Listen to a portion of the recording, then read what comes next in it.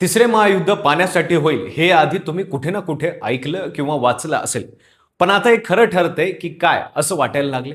भारत पाकिस्तान सीमेवर प्रत्यक्षात वाद सुरू होण्याची चिन्ह दिसत आहेत. पाकिस्तानचे संरक्षण मंत्री ख्वाजा आसिफ यांनी नुकतंच आर्मी न्यूजला दिलेल्या मुलाखतीत थेट सांगून टाकलं की जर भारताने सिंधू नदीचं पाणी अडवलं तर पाकिस्तान भारताविरुद्ध युद्ध पुकारेल आणि ते डेफिनेटली होईल असं ते म्हणाले. ख्वाजा आसिफ यांचे स्टेटमेंट आधी कोणी सिरियसली घेत नाही, पण यावेळी ते जे बोलले त्याकडे दुर्लक्ष करून जमणार नाही.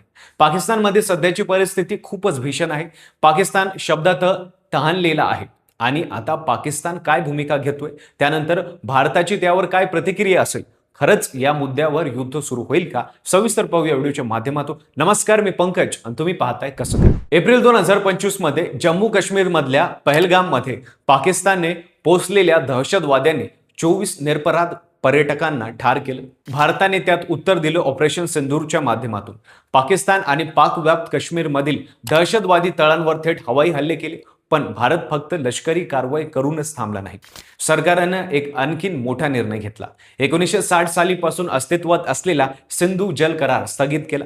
हा करार जागतिक बँकेनं मध्यस्थी करून केलेला होता. पंतप्रधान नेहरू आणि पाकिस्तानचे तत्कालीन राष्ट्रपती अयूब खान यांच्यात हा करार झाला होता. या करारानुसार 6 नद्यांपैकी 3 पश्चिमेकडच्या नद्यांचं म्हणजे सिंधू, झेलम आणि चिनाब याचं पाणी पाकिस्तानला मिळत होतं.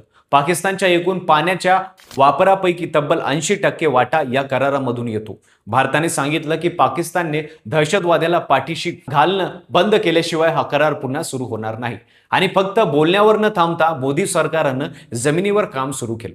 जलशक्ती मंत्री CR पाटील यांनी काही दिवसांपूर्वी थेट जाहीर केलं की 2028 पर्यंत पाकिस्तानला सिंधू नदीचा एक थेंबही पाणी मिळणार नाही. पंतप्रधान मोदी यांनी हा निर्णय घेतला आहे आणि गृहमंत्री अमित शाह स्वतः हे काम मॉनिटर करत आहेत असं त्यांनी सांगितलं. भारत आता मोठ्या प्रमाणावर पायाभूत काम करतोय. चिनाब आणि बियास नद्यांना जोडणारी एक बोगदा तयार करण्याची योजना सुरू होते. तिचा खर्च आहे 2400 कोटी रुपये. किशन गंगा नदीचं पाणी उलर तलावाकडे वळवलं जाणार आहे. सळा धोरणातील गाळ काढून तिथे पाणी साठवलं जाणार आहे. याशिवाय बुरसर, पक्कल, क्वार, किरू या धरणांच्या योजना सुरू आहेत. या सगळ्यातील काश्मीरला स्वस्त वीजही मिळणार आहे. पाकिस्तानच्या बाजूनं बघितलं तर परिस्थिती आधीच गंभीर आहे. सिंध प्रांतातल्या सुक्कर बॅरेजच्या पाण्याची पातळी खालावत चालली. नॉर्थ वेस्ट कॅनलमध्ये 64% पाण्याची कमतरता आहे. दादू कॅनलमध्ये ही तूट 82% पर्यंत गेली. पाकिस्तानच्या एकूण लोकसंख्यांपैकी तब्बल 1/3 लोकांना या जल संकटनाचा थेट फटका बसतोय. कराची सारख्या मोठ्या शहरात 70% भागात पाण्याचा पत्ता नाही. दिवसामागे दिवस उलटताय पण नळाला पाणी येत नाही. आणखीन एक महत्वाचा मुद्दा म्हणजे पाकिस्तान आतूनच विस्कटलेला आहे. सिंध सरकारचा आरोप आहे की पंजाब प्रांत त्यांच्या वाट्यापेक्षा जास्त पाणी उचलतोय तुमचा बॅरेजवरून, पण असाच वाद सुरू आहे. एकीकडे भारताकडून पाणी येणार नाही, दुसरीकडे आतला वाद सुटत नाही. आता पाकिस्तानची अवस्था दोन्ही बाजूंनी अडकित्यात सापडल्यासारखी झाली आहे. यावर ख्वाजा आसिफ जे बोलले ते फक्त एक धमकी नाही तर तो पाकिस्तान घाबरलाय याचा एक सिग्नल आहे. 1947 नंतर भारत आणि पाकिस्तानमध्ये 3 मोठी युद्ध झाली. 1999च्या कारगिल युद्धानंतर मात्र पाकिस्ताननं थेट युद्धाचा मार्ग टाळला. त्याऐवजी दहशतवाद हे त्यांचं प्रमुख हत्यार झालं. उरी, पठाणकोट, पुलवामा, पहलगाम प्रत्येक वेळी दहशतवादी हल्ला आणि त्याला भारत सर्जिकल किंवा एअर स्ट्राईक मधून उत्तर देत राहिला.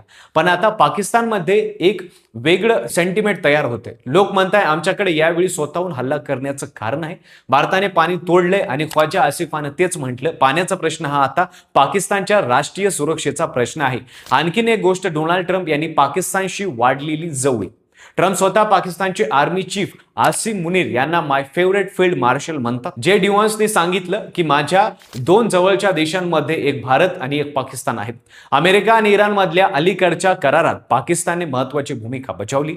या सगळ्यामुळे पाकिस्तानला वाटतंय की अमेरिकेच्या सावलीत आपण थोडी जास्त मुजरी करू शकतो. जागतिक लवाद न्यायालयाने मे 2026 मध्ये एक निर्णय दिला ज्यात पाकिस्तानची बाजू काहीशी उचलली गेली. न्यायालयाने म्हटलं की भारत एकतर्फी हा करार स्थगित करू शकत नाही, पण भारताने या न्यायालयाचा बेकायदेशीर घोषित करत हा निर्णय धुडकावला. भारताचं स्पष्ट म्हणणं आहे की दहशतवाद आधी बंद व्हायला हवा, बाकी बोलणी नंतर. भारताचे संरक्षण मंत्री राजनाथ सिंग यांनी हे थेट सांगितलं, दहशतवादाच्या पाठीराखापर्यंत सिंधू नदीचं पाणी पोहोचू देणार नाही. इकडे पाकिस्तानमध्ये परिस्थिती दिवसेंदिवस बिघडती, शेती धोक्यात आहे, शहरांमध्ये पाणी नाही, आर्थिक परिस्थिती आधीच खिळखिळी झाली. या सगळ्यातून नागरिकांमध्ये नाराजगी वाढते आणि सरकार ती नाराजगी भारताकडे वळण्याचा प्रयत्न करते. ख्वाजा आसिफांचं विधान त्याचाच एक भाग आहे. इतिहासात नेहमी सांगतात तिसरं महायुद्ध पाण्यासाठी होईल, ती शक्यता अजूनही दूर वाटते. पण जेव्हा एखाद्या देशाचा संरक्षण मंत्री डेफिनेटली हा शब्द वापरतो, तेव्हा त्याला हलक्यात घेणं चुकीचं ठरेल. पाकिस्तानची खरी समस्या ही आहे की त्यांचं पाणी संकट मुख्यतः त्यांच्या स्वतःच्या चुकीच्या व्यवस्थापनातून आलेलं आहे. दशकांचा गैरकारभार, प्रांतातला वाद, धरणांची दुर्व्यवस्था, हे सगळं भारताने केलेलं नाही. पण राजकारण नेहमी सत्य लपवलं जातं आणि खापर दुसऱ्याच्या कोणावर तरी फोडलं जातं. भारताने 2028 पर्यंत एक थेंब पाणी न देण्याचा निर्णय केलाय. पाकिस्तान युद्धाची भाषा करतोय आणि बाकी देश शांत बसून बघत आहेत. पण खरंच हा वाद सुरू झाला तर नेमका कुठे जाऊन थांबेल हे सांगता येत नाही. बाकी तुम्हाला या प्रकरणाबद्दल काय वाटतं कमेंटमध्ये नक्कीच सांगा. व्हिडिओ आवडला असेल तर लाईक करा. चॅनलवर नवीन असाल चॅनल सबस्क्राईब करायला विसरू नका आणि पाहत राहा फक्त कसं काय.